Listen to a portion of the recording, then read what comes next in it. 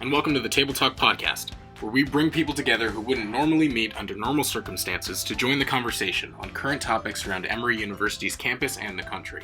Today your host is Brennan. He is joined by 3 Emory University students who will be discussing hookup culture and its effects on students both participating in and watching from afar.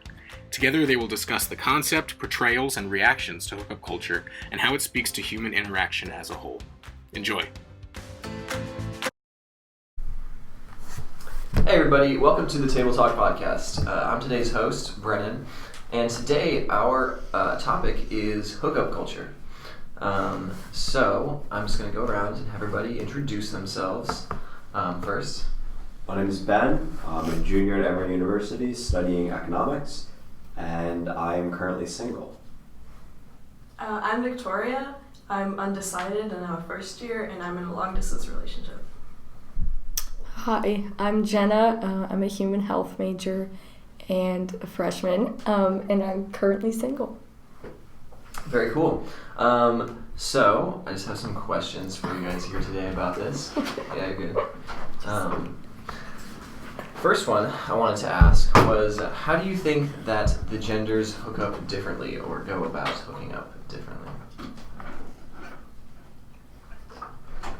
I'm going to take the controversial maybe stance here that they don't really.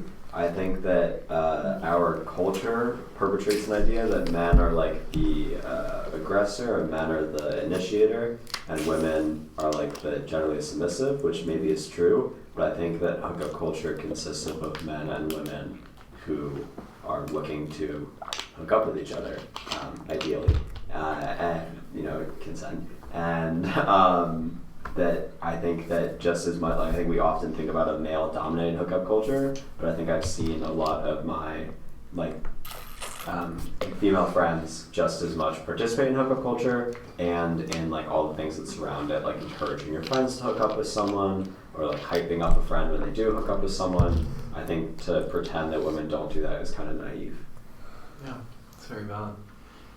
And I completely agree also from, again, observing it's not always male initiated, and I think the biggest difference when it comes to hookup culture is just how people perceive it and not necessarily the genders. Adding on to that, I've definitely seen a mix just based on personal experience. Friends of mine, I don't think it's necessarily tied to gender because anyone can act on their impulses. So, it just depends on who you are as a person. For sure. And I guess it's sort of going from this, talking about the whole idea of social expectations and around hookup culture. Have you ever felt social pressure that you should hook up with someone or that you should participate in hookup culture when you didn't necessarily want to do that? Absolutely. I think that it is. I think sometimes I've had friends who are guys who don't understand that I just have a friendship with a girl, and so whenever I hang out with that girl, they're always have fun, be safe, and I'm like, shut up, we're just friends. So I think that is maybe not how you would classically think about hookup culture, but definitely I think that is kind of the same notion as at a party when someone's oh, go hook up with her or whatever. Oh, okay. I guess I'll jump in. I didn't know for you. I've definitely I felt the pressure a couple months ago. I went to a party, but not with a big group of friends, and I ended up in a situation I was uncomfortable with. So, but I didn't feel necessarily in that moment any pressure to act. But when there's people around me, it just kind of it gets to you sometimes because you're should I be participating in this? Is this a college rite of passage or something? So it's kind of hard to avoid that feeling, but in that moment, you'll make the decision based on your character, not what other people want you to do. So Yeah. Yeah, exactly. And also, I think like going to parties, sometimes the pressure is also there. Like say, like I'll start talking to a guy and it's like, okay, what is their expectation, and like how is it being perceived and everything. So I think it's just, really important to, be clear on what's going on, and that it's just okay to, befriend someone of the other gender.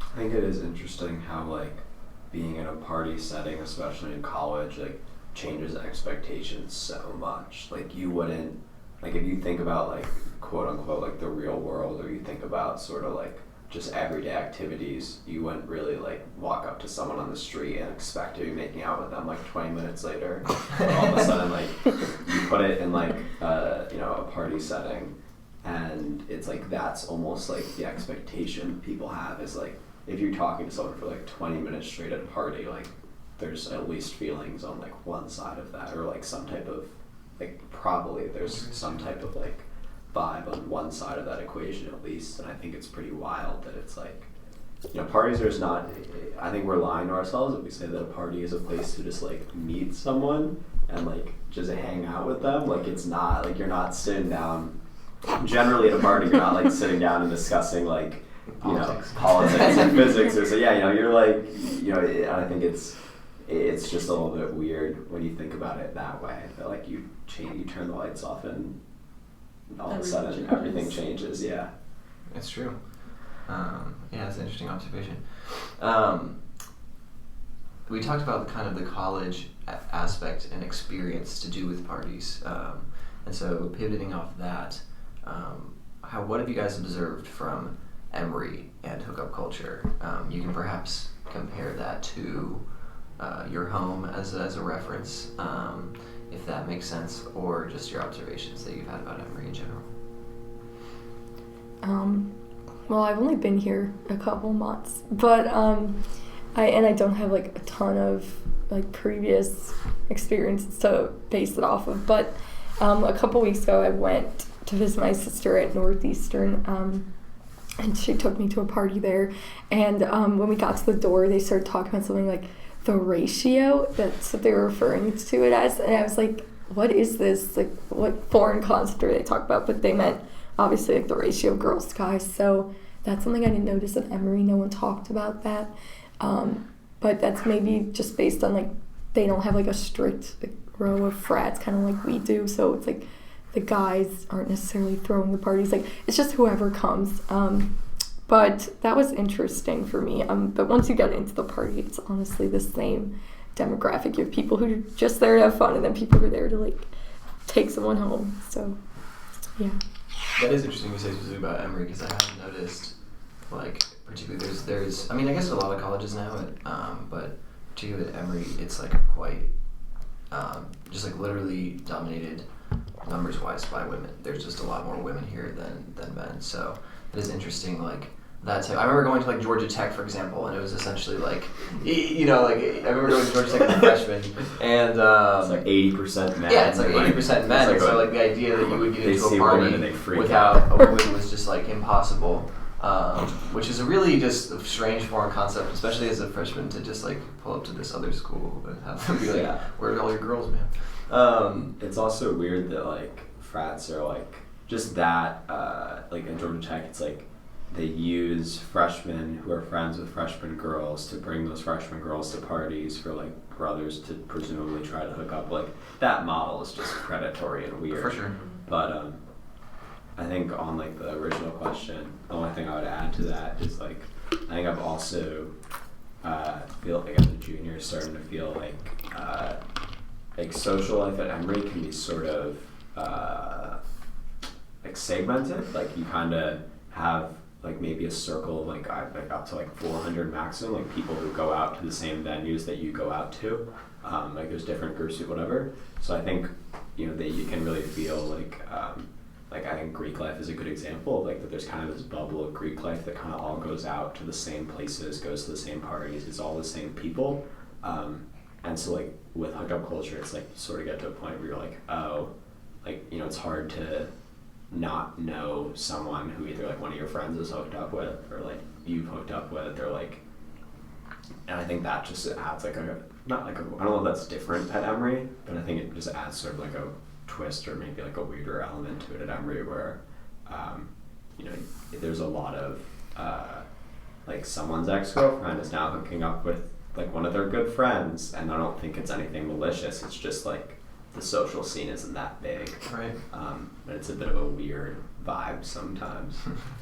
Yeah, actually, I've taken notice of that too. And I was like, a couple weeks ago, I was in the situation and I saw this like fight break out, and these two guys in like the middle of the room, and everyone was like, they did that thing where they like made space for them or whatever. And obviously, I didn't know what the fight was started about, but there's like only a handful of guesses. So, yeah, I mean, it's such a small like community that you wouldn't even think with like 6,000 something people, but it's not like all 6,000 people are partying. So, yeah, you definitely see familiar faces, and that would like prevent you from wanting to engage. Maybe that serves as like a inhibitor. I don't know. So I guess we have that to look forward to as the year progresses. Yeah. Sorry to sound, it's like obviously not doom and gloom here. It's No, It's a good time for everybody. And I went to a small high school, so that was kind of always the case, where it's like, oh, like this person is now hooking up with this person's ex-boyfriend, and then there's just this whole like, I don't know. It never got to confrontation, luckily, but there's just this weird stigma surrounding it.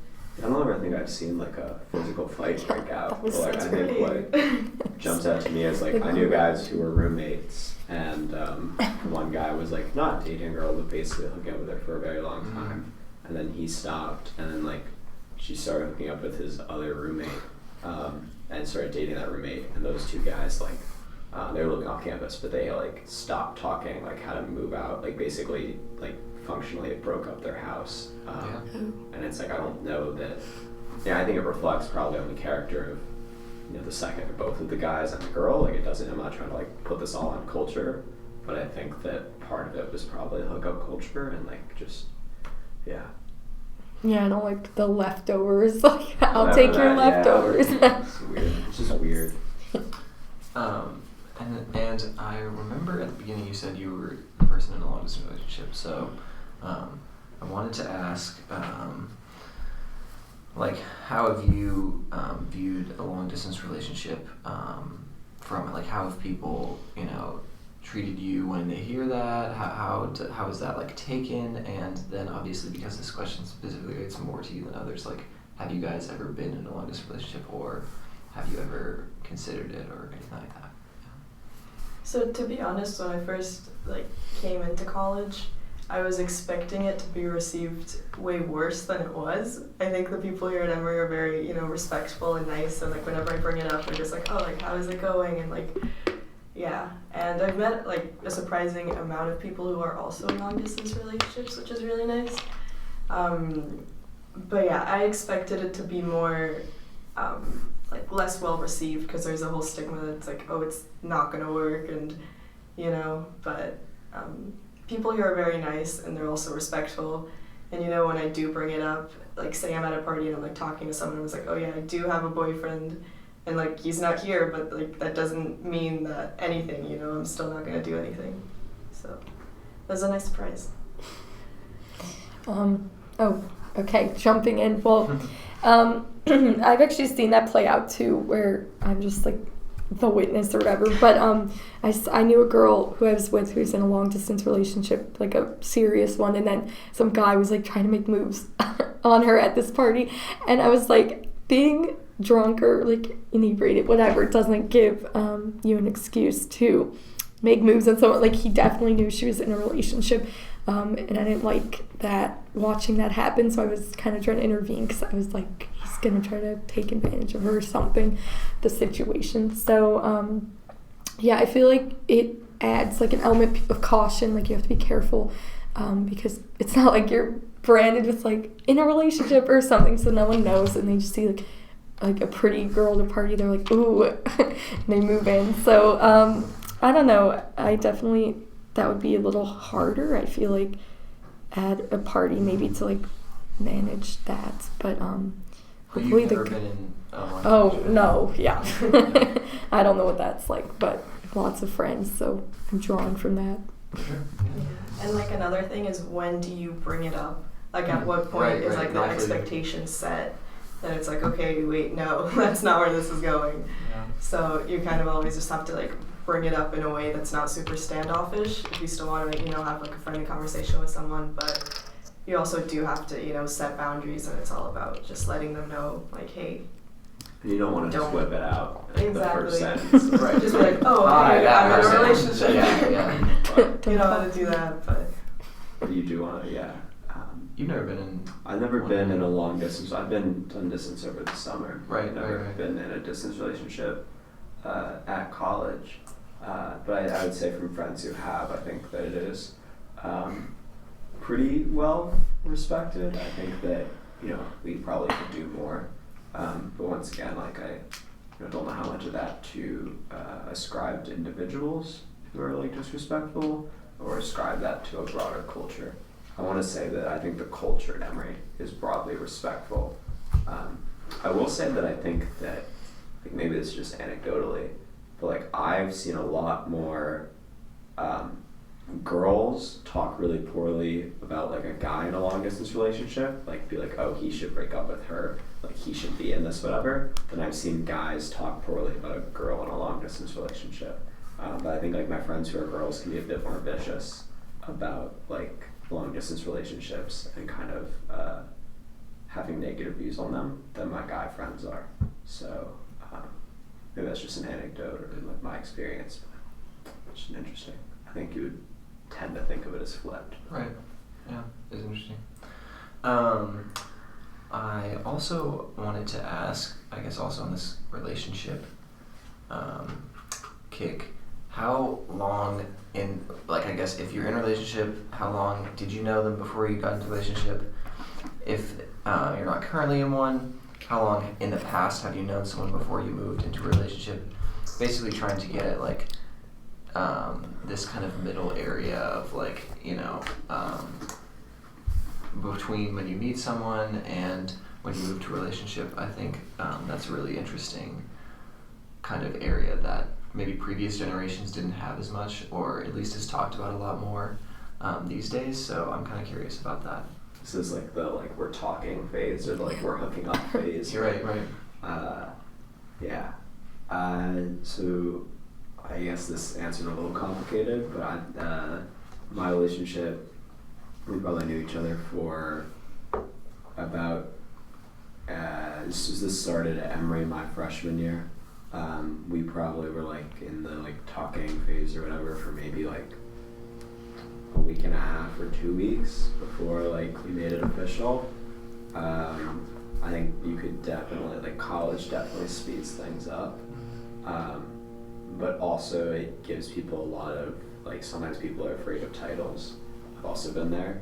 So I think that it's like I think I've seen people either take like, they're either in the talking phase for like really not that long and then they just start dating, or they're in that for like, a year, and at some point it's like, you're exclusive, you're clearly dating, but they just don't want to put the title of like dating on it. And so I think it's interesting how like our generation, I think you could definitely say like our generation has become like very reticent to use the word dating.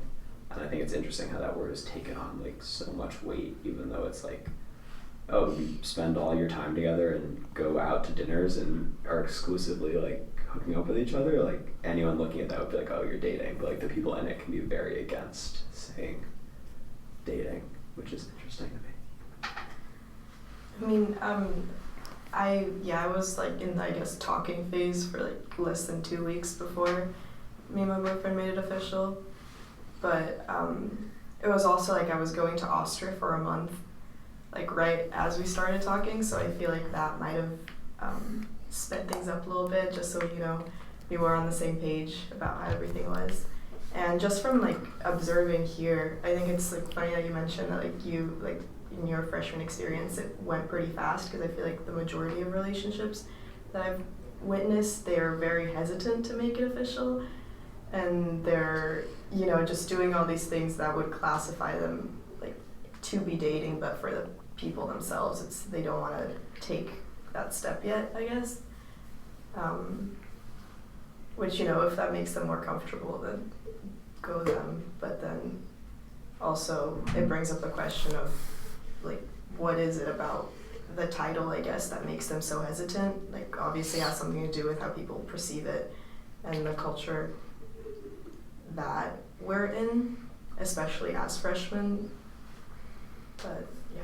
I've thought about this a lot, and like it may be like a little heady and trying to like, figure out something that doesn't have a simple answer, but I feel like our generation is quite hesitant and quite cynical when it comes to relationships in ways that previous generations weren't quite as much. Because like we're raised in a generation where 50% of marriages end in divorce, and like we have this statistic. On that though, Yeah.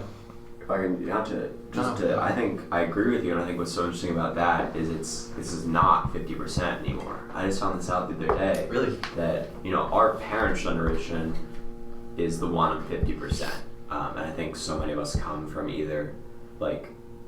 I think you either your parents are divorced or you have a very good friend whose parents are divorced. I think you can say that about anybody in America who's like our age today. But what I found out that's really interesting was that like for couples married in like around 2000, 2005, I think something like that. I don't want to like get the statistic wrong. I mean, obviously we're not that far out right now, but their divorce rate is down to like 18%, which is lower for that similar, length of marriage for 10 years in or whatever than any generation previously, going back to like this time in the early 1900s. Yeah. So I think that our generation, like there's a lot of factors that have gone into that. Like people are marrying later. People, I think, are like. That's what I was gonna say. I was gonna say people are more I think hesitant now. the kind of response to that has been people getting relationships and getting serious relationships and marriages later, which is I think also what I was thinking about as to why people take longer to get into a relationship in the first place. Yeah. But yeah, we're beating 50%. We're doing well, which is I think like we learned the lesson there. Yeah.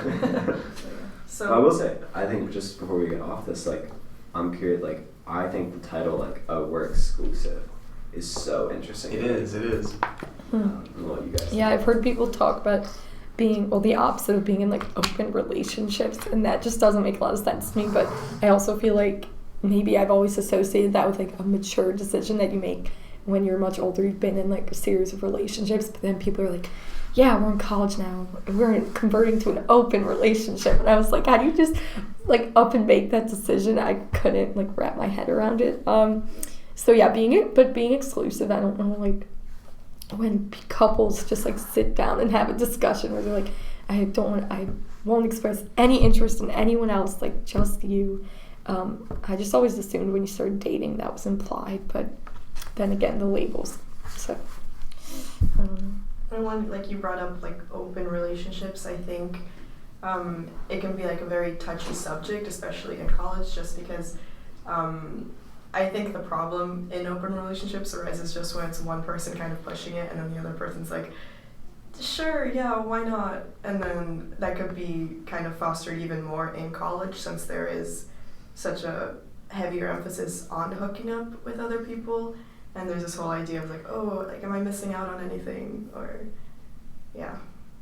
That's what makes dating in college pretty hard, is that like, you're watching your friends hook up with people or meet new people, and I think it puts a lot more pressure on you to like and you're surrounded by anything about like college on a meta level, like you're surrounded by 7,000 people who are literally just like you, like age, demographics, like selected by the same like admissions committee or whatever, like, and so I think that like you're like literally surrounded by people who are like just like you, and like any one of them could be like someone really cool who you're like yet to meet. I think that's what makes dating like very scary in college and can end in a relationship. Part of it definitely was that. I think that fear of just like, what if you're not meeting someone else? And I think that is probably a little bit driven by hookup culture. You can make an argument that you can only go to a party and watch your friends like hook up with people so many times before you start maybe having those little creeping doubts of like, am I missing out on this? Which is grass is green on both sides of the fence.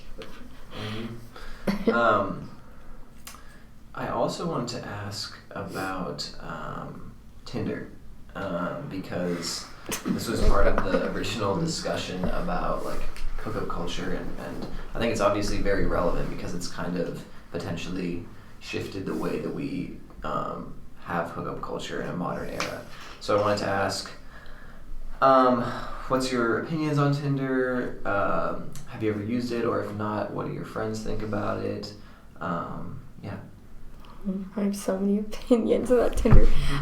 Okay, so I actually was just talking with a girl I met like a couple weeks ago who's flying in to see her boyfriend. They have like a super long distance relationship because she lives in England. But they were talking, I was like, oh, how did you meet? Expecting this cute story. I don't know, because everything the Brits do is so cute. But that's a side point. She's like, oh yeah, we met on Tinder. And that was it. Just we met on Tinder. And I was kind of disappointed. But like, obviously that's like the answer you're going to get sometimes. It's like we met online dating platform or something. But I don't know, that kind of is sad to me. It like took away the romance. But maybe that was just my perception. Like they're definitely in love. Like Tinder didn't affect that. It was just the reason they met. I do have a Tinder, but I've never like used it in that way. I sort of got it as like a gag, and then people would take my phone and start swiping. I'm like, no, don't do that. Like, I don't know. So like based on what I've seen, it's like an interesting tool depending on like how you want to use it. But I just think it's really weird because you could end up like swiping at a person you know or matching with a person you know, and I'm just like, that is so weird. Like that. You're remotely doing that. I don't know. And I don't like the thought of like swiping at someone for just their physical attributes pretty much. People are like, oh, you have the little bio. And I'm like, okay, 3 sentences is not, yeah. Oh, do you have something there? Yeah, I think that I agree with all that. But I think when I think about it, you don't want to be on Tinder because you're swiping based on someone's physical attributes, but like we kind of already do that.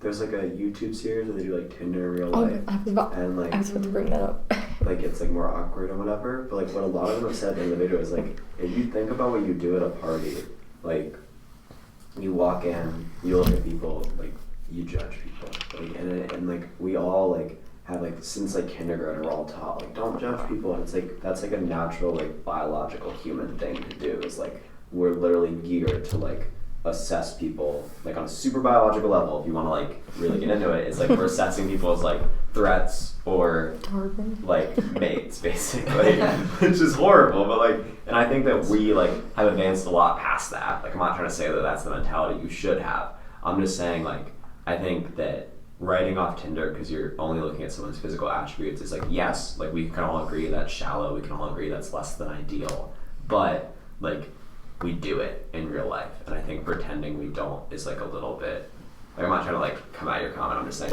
we definitely do it, but I'm not by any means a proponent of Tinder. Like I got on it now 3 or 4 days ago. It's very like just new to it very much. I don't really like it that much. It can be fun to like swipe sometimes, to be honest. Yeah. But it's definitely not, I think, where I want to be out of my life right now. I also think that like I don't want to write off like online dating as a whole, but I think it's something that maybe is just like at this point, like I don't know what Tinder's for in college. Like you can never like is it part of hookup culture? Like, is someone just on Tinder because they're trying to hook up? Are you trying to, like, meet someone on Tinder? I think that's, like, I don't think so. But then it's, like, when you match with someone, you don't want to message them and just be like, so when are we hooking up? Like, it's like there's still this expectation that you, like, have this, like, weird, cordial, like, get-to-know-you conversation. And it's, like, what's the expectation with it? It's just, like, it's kind of weird. I don't know. It's, like, you're doing that thing, like that swiping thing that you do at a party, but then you're messaging them like you just ran into them on campus and like met them naturally, and it's like kind of a weird intersection of like hookup culture and like polite society, right? And then it's all through an app, which is just like way worse. What's interesting to me is at first I had the same impression where when I saw like how Tinder worked and whatever, I was like, man, that really just like distills everything down to like this, to essentially too much like concentrated like hookup culture, essentially, where it's like you just look at someone, you're like yes or no. But then, as I thought about it as well, what you say, Ben, is also true. That like, I think it's really interesting that, if anything, that kind of demonstrates that like that the Tinder in some ways is a product of our hookup culture that already exists. Like it's not like someone invented Tinder and changed like the way that we interact and try to hook up with people. To some degree, like the reason that Tinder exists in that such concentrated and specific way is because that's how our hookup culture works already. And like it kind of demonstrated to me the fact that I was uncomfortable with that made me think further about how should we be uncomfortable with the way that we essentially, as you say, walk into a room, scan, and then like out. Yeah, exactly. But yeah. But aren't you worried it's like it's aggravating that like if you give someone an app to do it, then it's just like gonna even more so create like or strengthen the filter in their mind when they go to parties, like they're gonna have their Tinder filter on or something like that. So I mean, creating an app is all well and good, but it kind of has repercussions like for how it affects people's mindset, like going into hookup culture, like going into a relationship. Oh God, it's just so complicated. Like it added. And then it's like if you match with someone and you don't like message them or whatever, but then you see them at a party in real life. Do you approach them with the like, hey, we met on Tinder? Like, is it like I know people that do that. Sure. Is it a green light to like approach and like start a conversation with them, or is it awkward? Do you pretend it didn't happen? Like, how do you? I don't know. I think it adds like a whole new level of just like social, like what is going on, especially like you mentioned the chatting and how it's very like polite, and I don't know, like it's harder to assess what expectations are being set, since at a party you can kind of judge better. You're there, you can see the body language and how they're reacting to like what you're doing. But if it's just over text, you don't really know, and it's like at what point do you ask like, oh, what is this? Yeah. Like what are you looking for? I mean, texting just takes so much out of like the way we Interact. communicate. That's true. Like I think so much of how we communicate is like body language and eye contact. And it's like texting is just none of that. And, like people interpret text wrong all the time. Like the tone isn't there. It's kind of it's Or weird. we like try to pretend that like emojis can substitute for tone, but even that's like It's become like whack, kind of yeah. satire at some point. I've also heard about on Tinder there's this feature, I haven't like looked into it or whatever, but you can take yourself out of the pool of people if you're in a relationship. So it's like you're on the sidelines and then you can like hang out and wait, and if your relationship goes wrong, like off the rails. So you don't have to You can like put yourself back delete in. your profile. You can just like Oh, you You put it in relationship You mode. I don't You can you still like look at so you like everyone, leave but- like when you delete the app, like they like before you delete the app, you like I saw someone do this. You like deactivate you don't like deactivate your profile. You like basically like freeze it, because Tinder like of course is a company, like they don't ever want you to like Like They wanna they want lose to keep the you in the system. They want your consumers. information. Like they're like trying Keep to sell people your phone or horny. whatever. Yeah. So like when you delete the app, they just like instead they just don't show your profile to people anymore.